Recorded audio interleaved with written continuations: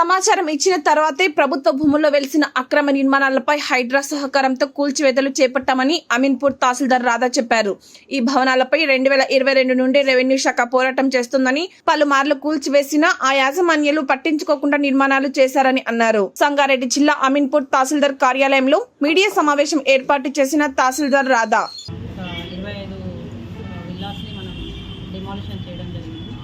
వీటి గురించి పబ్లిక్ అందరికీ బ్రీఫ్గా తెలవాలనే ఉద్దేశంతో ఈరోజు మనం ప్రెస్ మీట్ అరేంజ్ చేయడం జరిగింది. దీంట్లో ఫస్ట్ మేము కృష్ణారెడ్డిపేట 164 మీ అందరూ లోకల్ మీడియా విలేకరులే కాబట్టి మీ అందరికీ ఏం జరుగుతుందో రెగ్యులర్గా తెలుసు. ఒక నిమిషం రమేష్.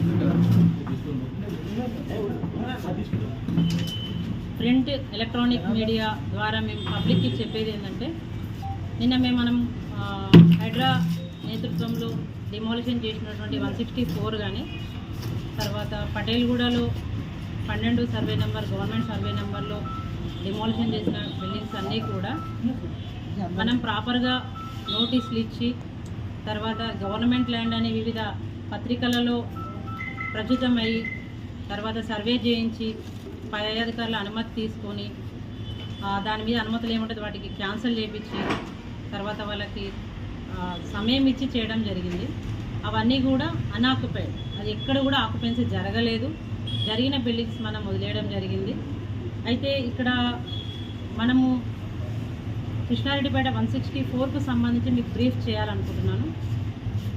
మనము ఈ కృష్ణారెడ్డిపేట 164లో ఇష్యూ 2022 నుంచి నడుస్తుంది.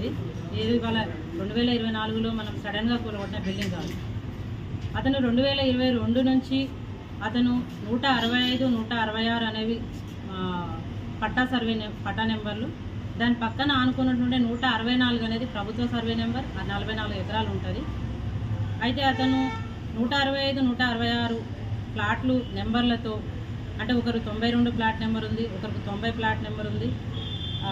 ఇలాంటి ప్లాట్ నెంబర్లు వేసుకొని కృష్ణానగర్ లేఅవుట్ కింద అతను పర్మిషన్స్ తీసుకొని బిల్డింగ్ పొజిషన్ వచ్చేసరికి 164లో కన్స్ట్రక్షన్ స్టార్ట్ చేశాడు. అట్ ద బిగినింగ్ ఎప్పుడైతే బిల్డింగ్ కన్స్ట్రక్షన్ స్టార్ట్ చేశాడో చాలామంది మీడియా మిత్రులు, ఎలక్ట్రానిక్ మిత్రులు కానివ్వండి, ప్రింట్ మీడియా మిత్రులు చాలా వరకు పేపర్లలో వార్తా కథనాలు రాయడం జరిగింది వాళ్ళు బిగినింగ్ స్టేజ్లోనే.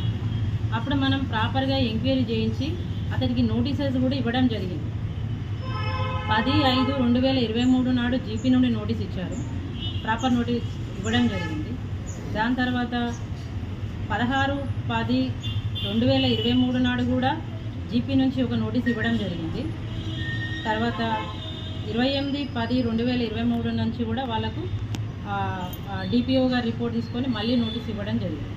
అంటే దఫతవాలుగా వాళ్ళకి నోటీస్ ఇచ్చుకుంటూ ఇది మీరు అక్రమ నిర్మాణాలు కన్స్ట్రక్షన్ చేస్తున్నారు అని వాళ్ళకు ప్రాపర్ నోటీస్ ఇచ్చుకుంటూ వాళ్ళ యొక్క ఎక్స్ప్లెనేషన్ అడిగి, వాళ్ళు సబ్మిట్ చేసిన ఎక్స్ప్లెనేషన్ కరెక్ట్ లేదు, మీ బిల్డింగ్ అనేది 164లో వస్తుందనేది వాళ్ళకు సీక్వెన్స్గా, అంటే మన పంచాయత్ సెక్రటరీలు కానివ్వండి, లోకల్ ఉన్నటువంటి ఆఫీసర్లు కానీ ఇవ్వడం జరిగింది.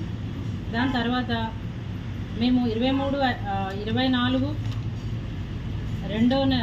4వ నెల 2వ తారీఖు 2024 1905 ల్యాండ్ ఎంక్రోచ్మెంట్ యాక్ట్ కింద సెక్షన్ 7 కింద అతనికి నోటీస్ ఇవ్వడం జరిగింది.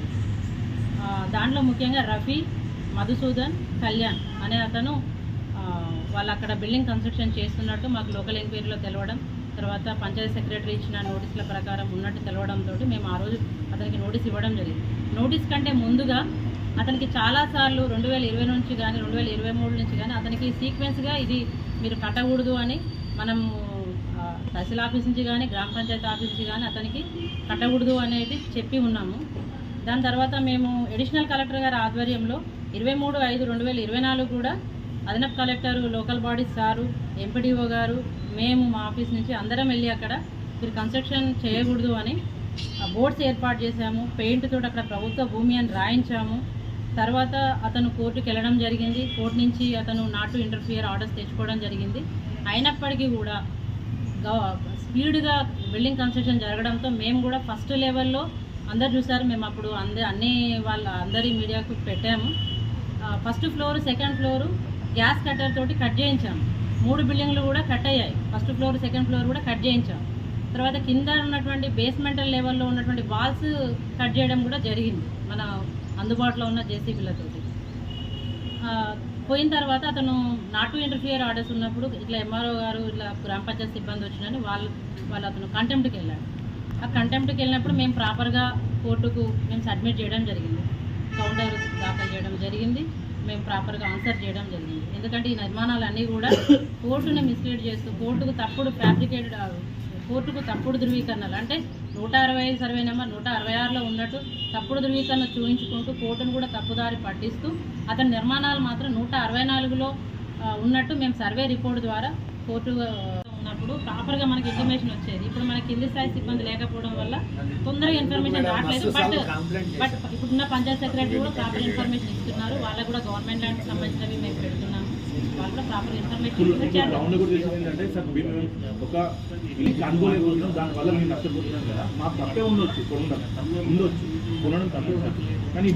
అంటే నేను ప్రాపర్గా ఇప్పుడు నేను తహసీల్దార్ అమీన్పూర్గా వచ్చిన దగ్గర నుంచి ఇక్కడ చూసింది ఏంటంటే ఇక్కడ బాగా అంటే 5,000 acres గవర్నమెంట్ ల్యాండ్ ఉంటుంది, చాలా వరకు ఎంక్రోచ్మెంట్ అయ్యింది. అంటే నేనేమనుకున్నానంటే ఇప్పుడు మీరు అనే సమస్య కొన్ని విషయాల్లోనే వస్తుంది. అంటే సర్వే నెంబర్ డిస్ప్యూట్ ఉన్నప్పుడు పట్టా నెంబర్లో వేసి గవర్నమెంట్ ల్యాండ్ నెంబర్లో చేస్తే అది చాలా తక్కువ పర్సంటేజ్లో వస్తుంది. అంటే ఇప్పుడు జరిగిపోయిన అన్నీ కూడా లాంగ్ బ్యాక్ జరిగినటువంటి ఎంక్రోచ్మెంట్స్, అప్కమింగ్ ఎంక్రోచ్మెంట్స్ మొత్తం ఎప్పటికప్పుడు తీసేస్తున్నాం.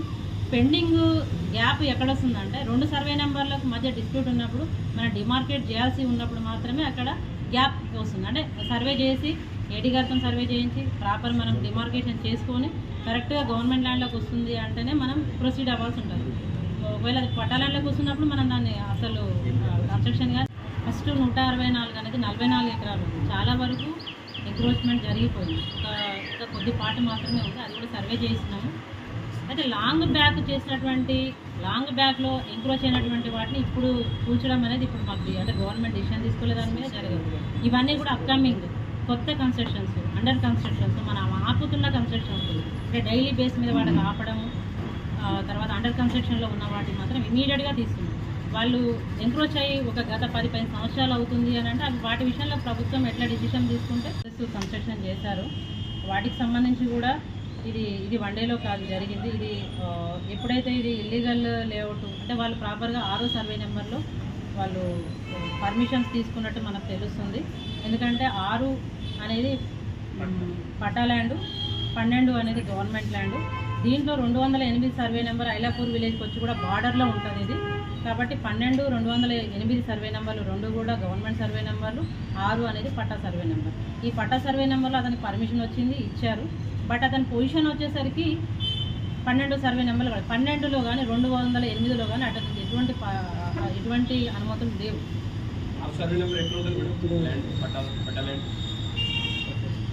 అది ఏ గ్రామ పరిధికి వస్తుంది? 12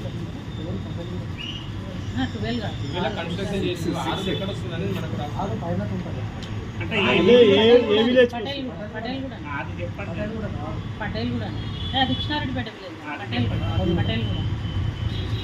అంటే దీంట్లో మనకు ముఖ్యంగా ఏంటంటే కొంతమంది బిల్డర్స్ అంటే మనం ఈసీ చెక్ చేసాము, ఇది బిల్డర్స్ ఎవరెవరు ఉన్నారు, దీంట్లో ఓనర్స్ ఎవరెవరు ఉన్నారు అనేది మనకు గ్రామ పంచాయతీ ఇన్ఫర్మేషన్ తీసుకున్నాము.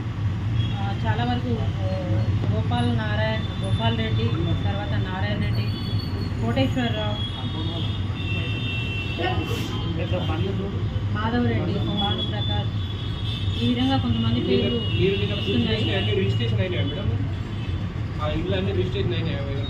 అవన్నీ కాదు, అందరూ కొనలేదు. ఇవి ఏంటంటే బిల్డింగ్ పర్మిషన్స్ తీసుకున్నారు.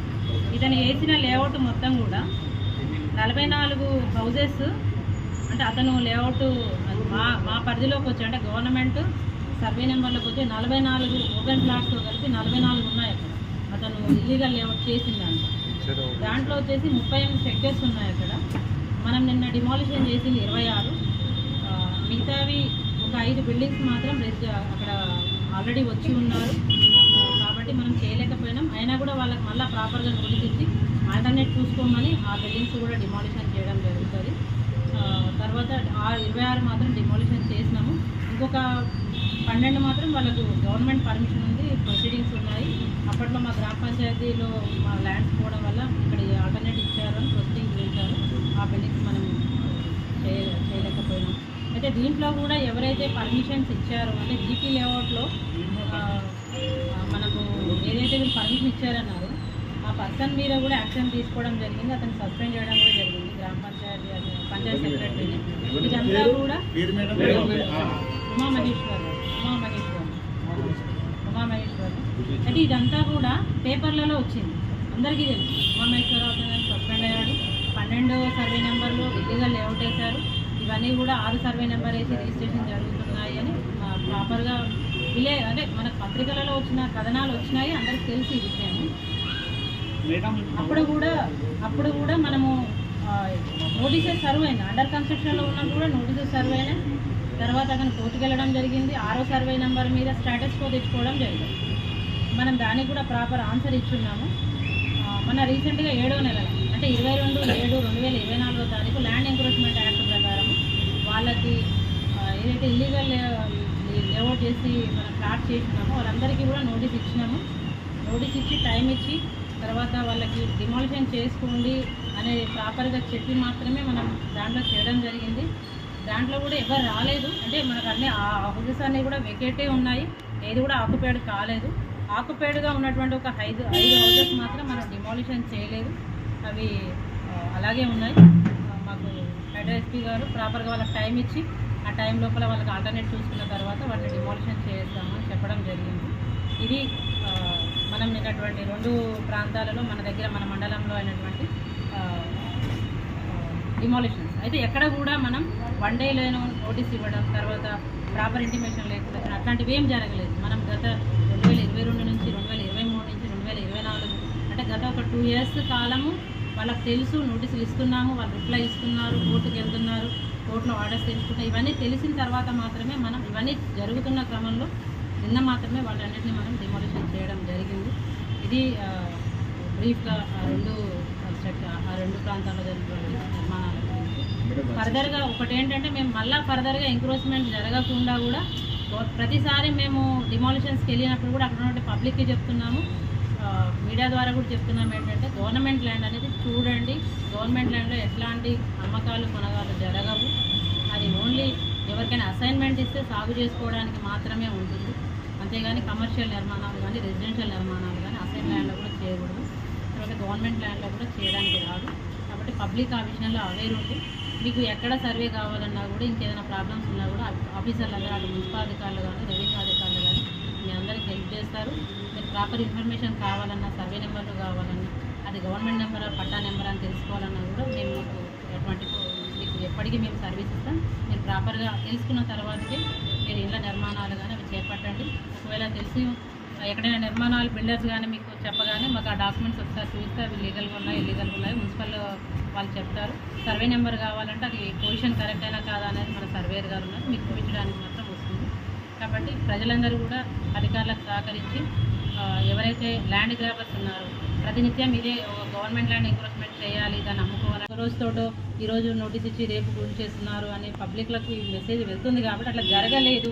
అక్కడ 2023 నుంచి అక్కడ ఉన్నటువంటి గ్రామ పంచాయతీ సిబ్బంది కానీ, జీపీ లెవెల్ ఆఫీసర్లు కానీ, ఇక్కడ ఉన్నటువంటి తహసీల్ ఆఫీసర్లు కానీ వాళ్ళ ప్రాపర్ నోటీసులు సర్వే చేసుకుంటూ కోర్టుకు కంటెంప్ట్ చేసినా కూడా కోర్టుకు ప్రాపర్గా ఇన్ఫర్మేషన్ ఇస్తూ మనం ఇన్ని రోజులు చేసుకోవడం జరిగింది. అది మనము నిన్న బ్రీఫ్గా 164 నిర్మాణాలకు సంబంధించి 3 బిల్డింగ్స్ ఏవైతే మనం నిన్న హైడ్రా ఆధ్వర్యంలో డిమాలిష్ చేశారో ఆ 3 బిల్డింగ్లకు సంబంధించిన సమాచారం. అక్కడ ఎక్కడ కూడా ఎవరు కూడా ఆ బిల్డింగ్లలో లేరు, ఎవరు రాలేదు. ఒకటి అండర్ కన్స్ట్రక్షన్లో ఉంది, ఒకటి ఫుల్లీ కన్స్ట్రక్షన్ అయినా కూడా ఎవరు రాలేదు. ఒక రఫీ అనే డాక్టర్ మాత్రం ఓపీ చూడడానికని పెట్టుకున్నాడు. అక్కడ పెద్దగా అతను ఫర్నిచర్ అవి కూడా ఏం ఏర్పాటు చేసుకోలేదు, జస్ట్ అతను ఒక టేబుల్ చైర్ వేసుకొని ఓపీ చూసినట్టు మాకు అర్థమైంది.